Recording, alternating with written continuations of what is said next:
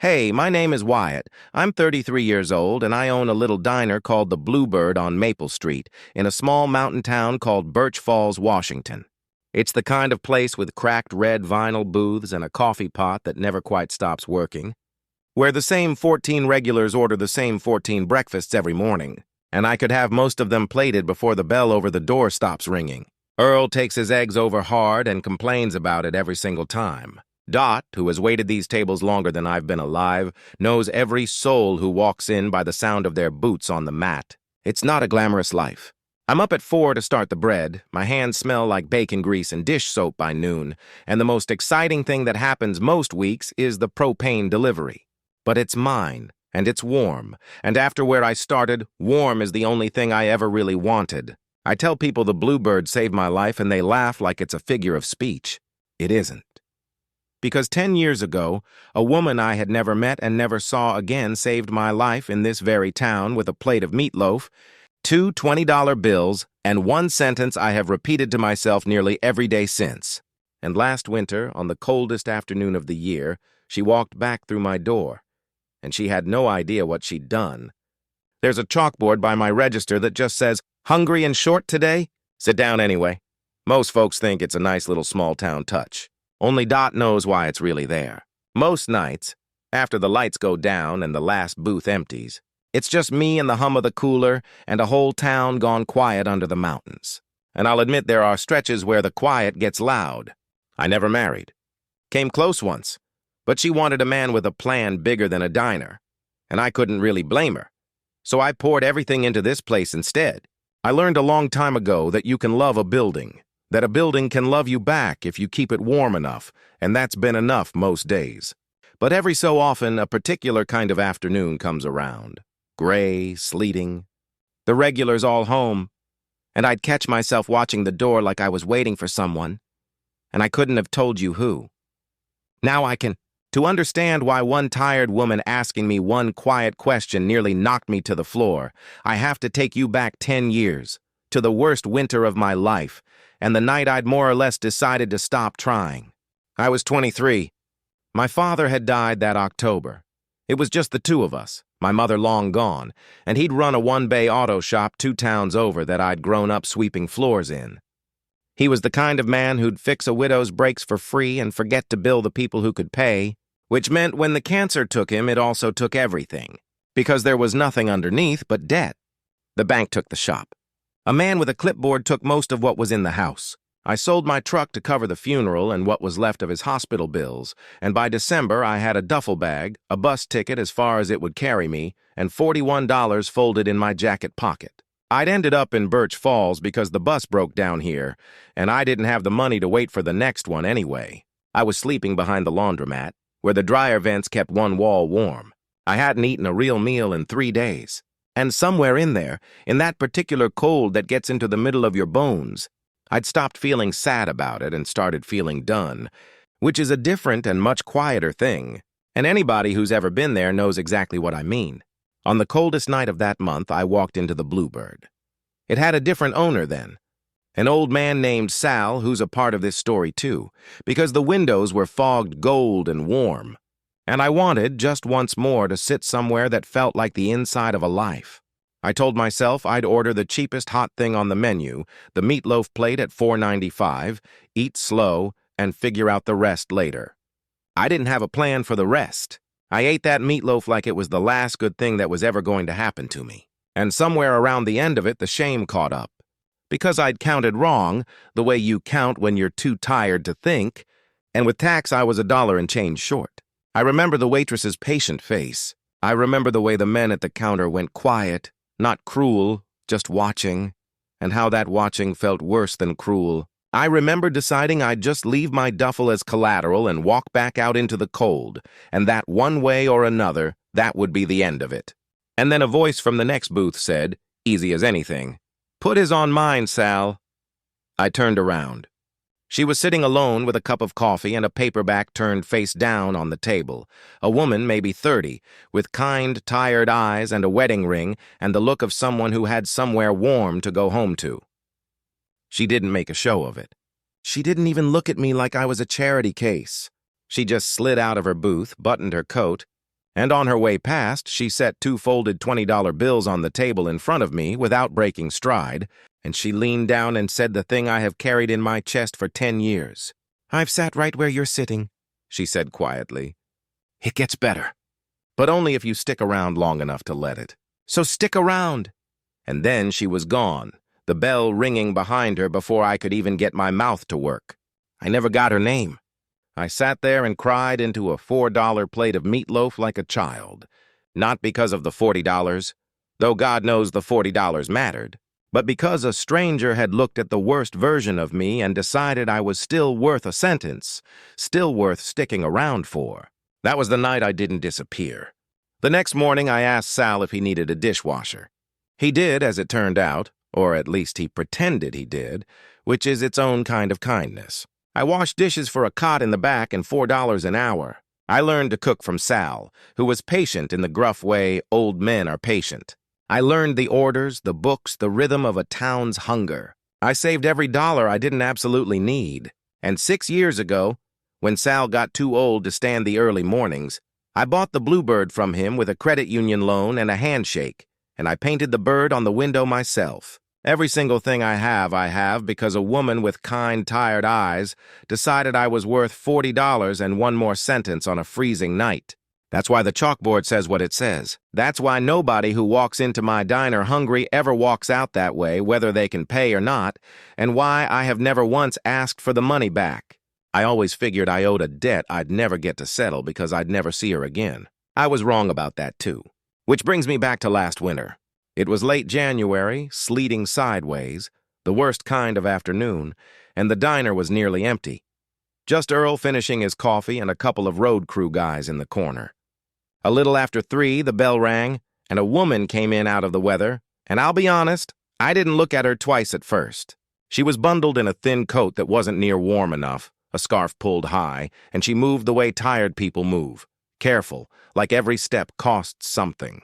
She took the booth in the back corner, the one farthest from the window, and when Dot brought her a menu, she said she'd just have a coffee. The cheapest thing. I knew that order. I had placed that order. I watched her cradle the cup with both hands the way you do when the warmth of it matters more than the coffee. And something pulled at the back of my mind, but I let it go. Because we all have a face that reminds us of someone. I went about closing down the grill, but I kept noticing her. The way her eyes moved around the room, slow and sad, like she was reading it. The way she flinched a little when the road crew laughed too loud. After a while, she opened a worn coin purse on the table and started counting out change. Quietly into little stacks, and I watched her count it twice and then a third time. And I watched her face do the thing I knew from the inside. The small private math of someone coming up short and trying not to let it show. Before I could even think, I was already walking over with the pot. "Refills on the house," I said, easy, the way that woman had once been easy with me. "And our soup's about to go to waste tonight. So honestly, you'd be doing me a favor." She looked up at me then, really looked, and her tired eyes moved over my face, and something flickered across her own, confusion. Then a kind of slow disbelief, and she set down her cup, and in a voice barely above the hum of the cooler, she said, "You don't remember me, do you?" I didn't for one long second. And then I did, all at once, the way you remember a song from one note. The eyes. They were 10 years older, and there was a whole hard decade behind them now.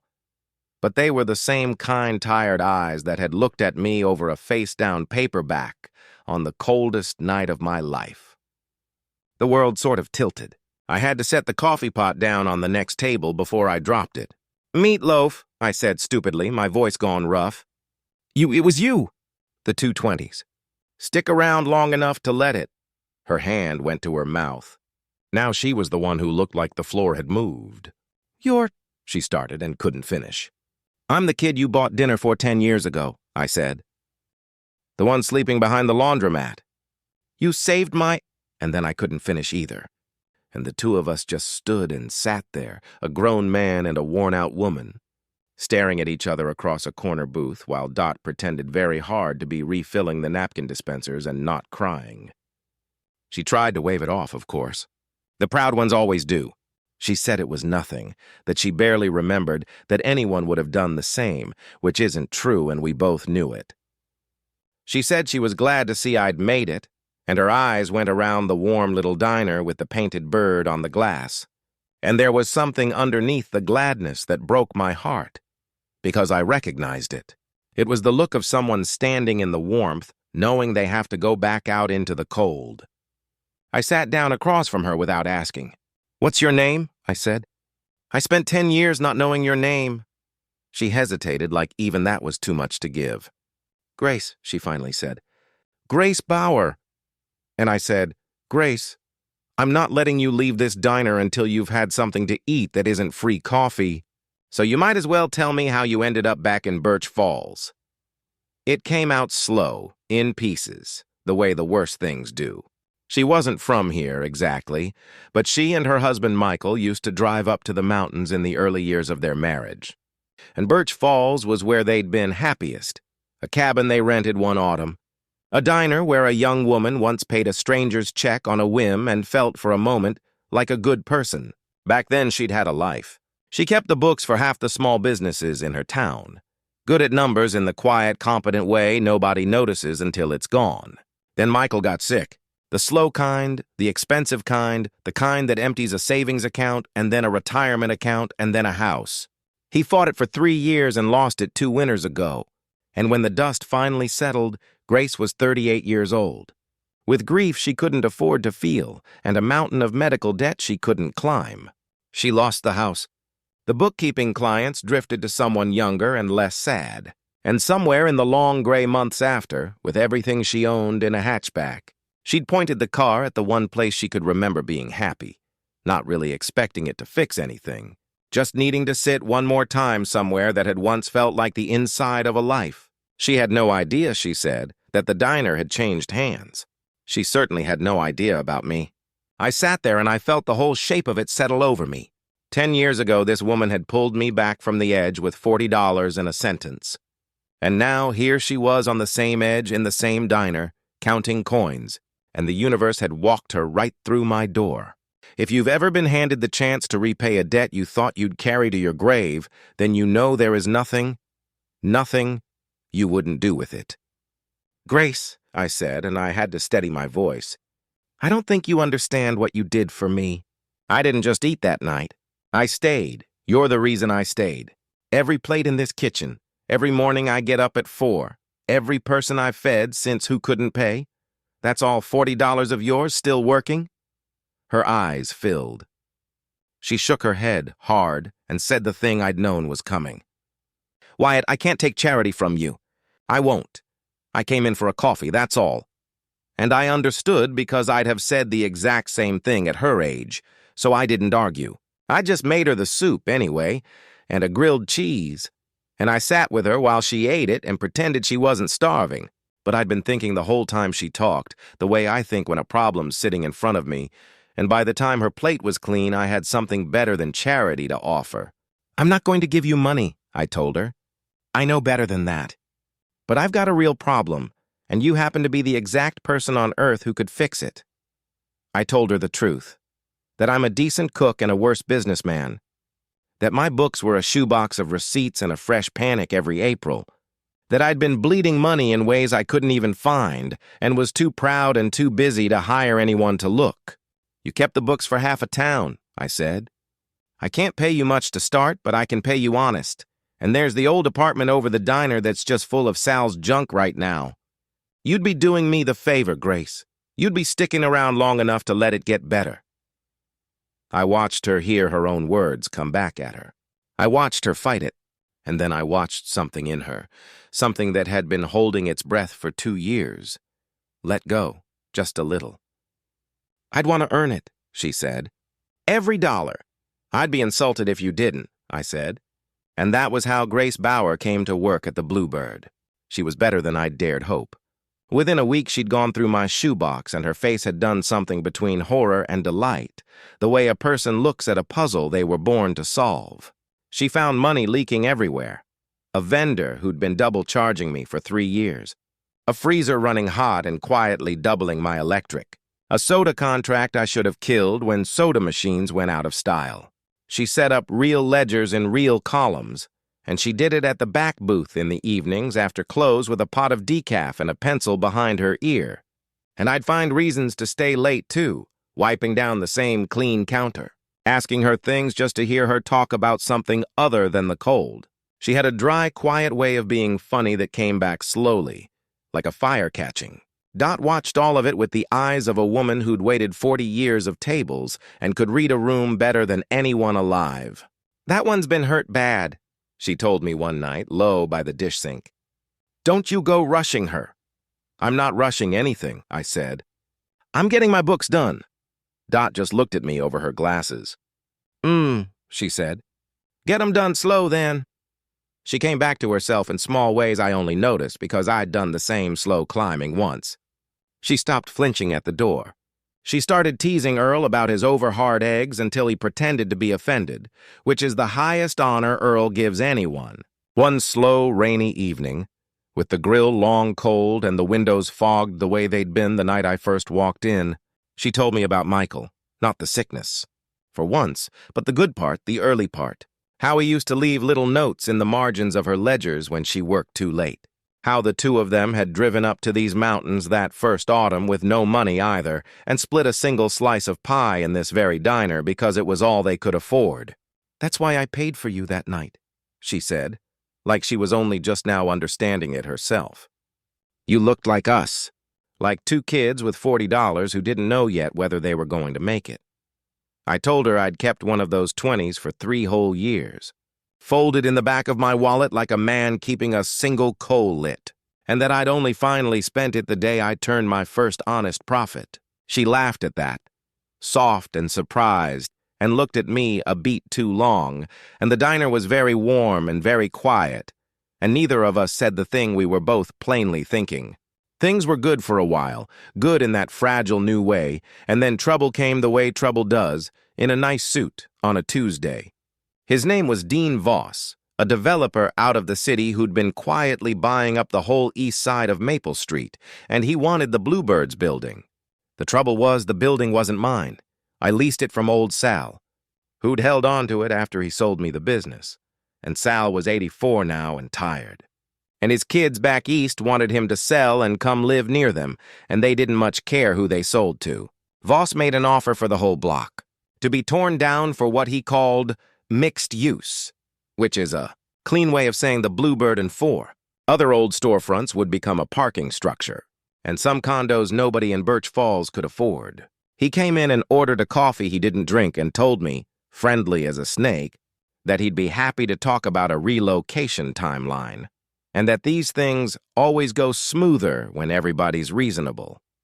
I'd met his kind before, the smile that's really a countdown. He left a card. I sat down hard in the back booth after he left, and for the first time in 6 years I felt that old cold creeping in at the edges, that done feeling, and Grace saw it on my face before I could hide it. "Tell me," she said. So I told her. The lease ending in the spring, Sal's kids, Voss's offer, the fact that I'd never be able to buy a whole building when I could barely keep my own freezer cold. And I watched Grace Bauer do the thing she was born to do. She pulled the pencil from behind her ear. "Okay," she said. "Stop spiraling. Numbers don't care how you feel about them, which is the only nice thing about them." She started asking questions I didn't have the answers to. What Sal actually owed on the building, what the block was really assessed at, what Voss was offering versus what he was telling people, whether there was a credit union in the county that did commercial loans for a business with 6 clean years of books. "You don't have 6 clean years of books," she said. And then she almost smiled. "But you will by the time I'm done, because I am about to make this shoebox sing." For the first time since she'd walked in out of the sleet, I saw her sit up straight. I saw the woman who used to feel like a good person because she had something to give. The diner needed saving, and it turned out the one person who could save it was the one everybody, including herself, had written off. The next few weeks were the best I'd had in years, even with Voss's countdown ticking under everything. Grace and I worked late every night. The two of us, and the ledgers, and the hum of the cooler. Building a case. 6 years of receipts reconstructed into something a loan officer would respect. A plan to buy the building from Sal directly before his kids could sell it out from under us. A whole town's worth of breakfast loyalty turned into actual projected revenue. One night around midnight, she pushed a finished spreadsheet across the table and said, "There, that's a real business. That's a business worth saving." And I looked at the columns. And then I looked at her, the lamplight soft on her tired but less tired face, the pencil behind her ear. And I said, before I could stop myself, "You know you brought it back to life." "Not just the books. The whole place." "Me too, if I'm honest." She went very still. The few inches of table between us felt like nothing at all. And then she looked down and said, "Quiet. Don't, Wyatt." And I backed off because I'd learned to read a flinch. But I noticed she didn't pull her hand away when mine was near it. I noticed that. What I didn't notice fast enough was how hard being needed was warring with something darker in her. Because the closer we got to saving the diner, the quieter Grace got about herself. And one evening I came back from the cooler and found her staring at a stack of papers with her face gone gray, and it wasn't the books. It was a letter. The debt had found her. A collections firm forwarded from her old address. The medical bills she'd run from with a new number, now larger, now threatening. She folded it fast when she saw me, the same way I'd once decided to leave a duffel as collateral and slip out into the cold. "It's nothing," she said. "It's handled." It was not handled, and we both knew it. And I watched that old done feeling settle over her exactly the way it had once settled over me, and I understood with a lurch of fear what people who've decided they're a burden start to think they ought to do for the people they care about. Get out of the way. Stop being the thing that drags the good ship down. That night she stayed later than usual, and she was gentle with me in a way that scared me. And when I said good night at the foot of the stairs, she held on to the hug a half-second too long. The next morning she wasn't at the back booth. The decaf pot was clean and put away. The ledgers were stacked square and labeled in her careful hand. Everything finished. Everything left in perfect order so I'd be able to find it all without her. And that, more than anything, told me what had happened. Because you don't tidy up your whole life like that unless you're planning to not be there. The apartment over the diner was empty except for Sal's junk and a note on the counter in her bookkeeper's print. It said she was sorry. It said the loan plan was solid and that I should take it to the Cascade Credit Union and ask for a woman named Ruth, and that she'd left everything I'd need. It said I'd given her back more than she could ever explain, 2 winters of feeling human again. And that was exactly why she couldn't stay and let her mess become my mess. Couldn't be the reason a good man and a good diner went under. It said, "You don't owe me anything. You never did. Stick around, Wyatt. Let it get better."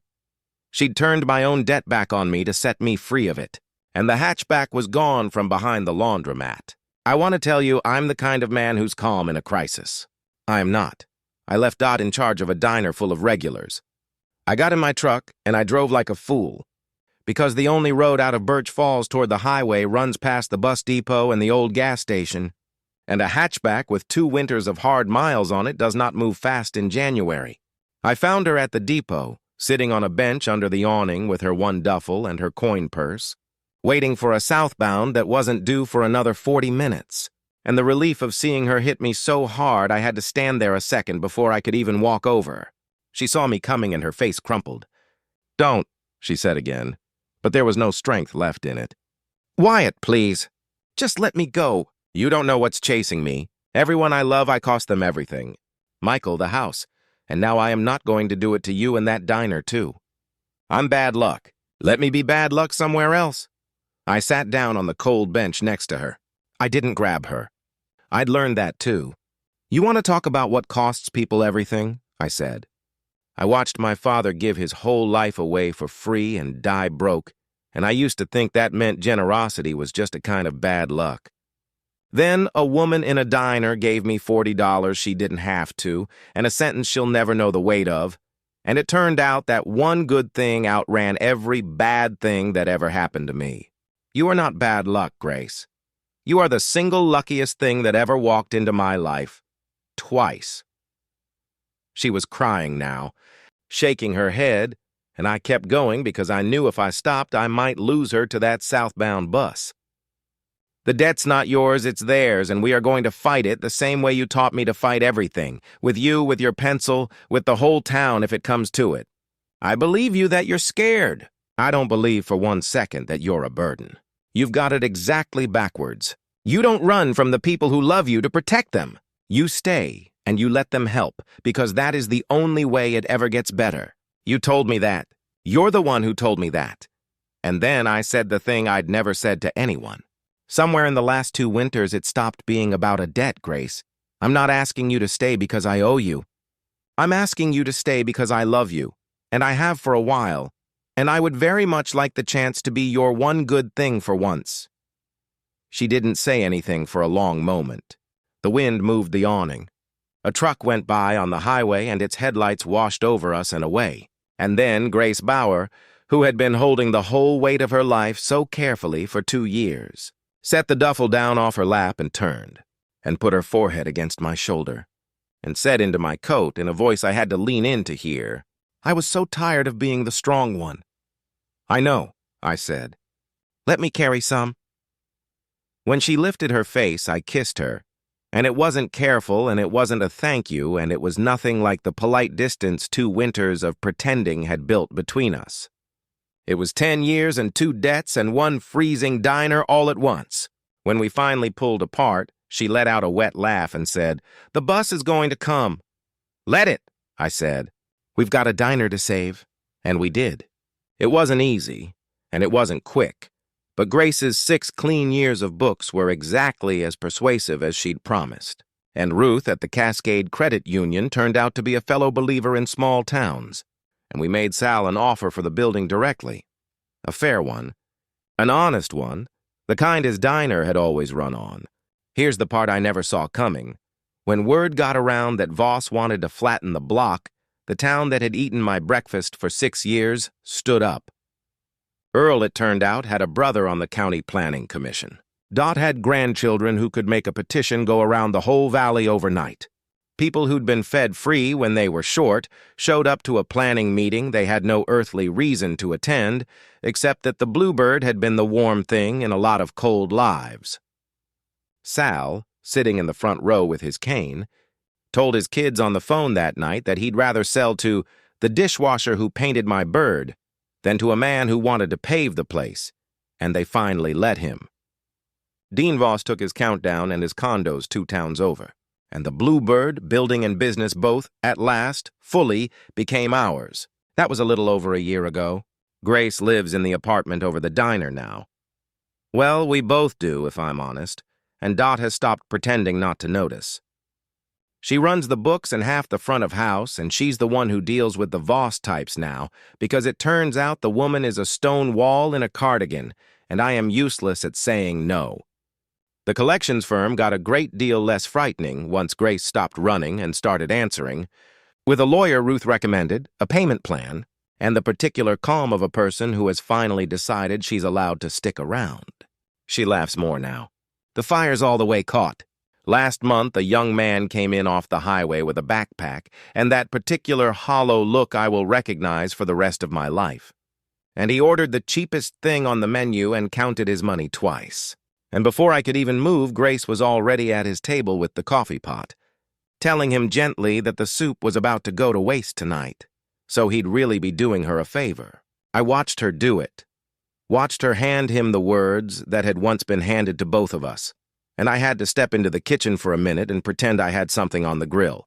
We have, it turns out, more than enough warmth to go around, and the chalkboard by the register still says, "Hungry and short today?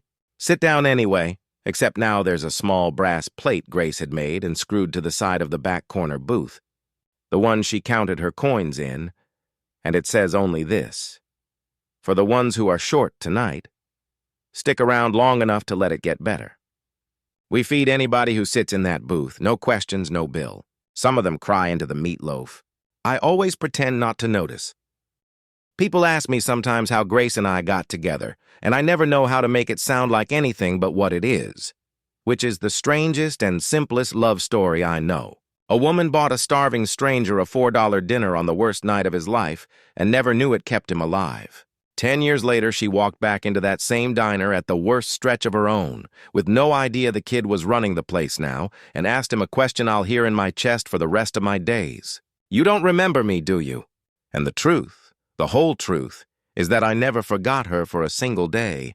That I had spent 10 years owing a debt I was certain I could never repay.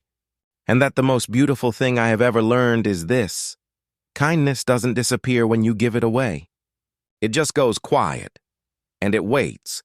And one cold afternoon, when you've long stopped expecting it, it walks back through your door, shakes the sleet off its coat, and sits down in your corner booth to stay. She remembered me. She just never knew that I'd spent a whole decade praying I'd get the chance to remember her right back.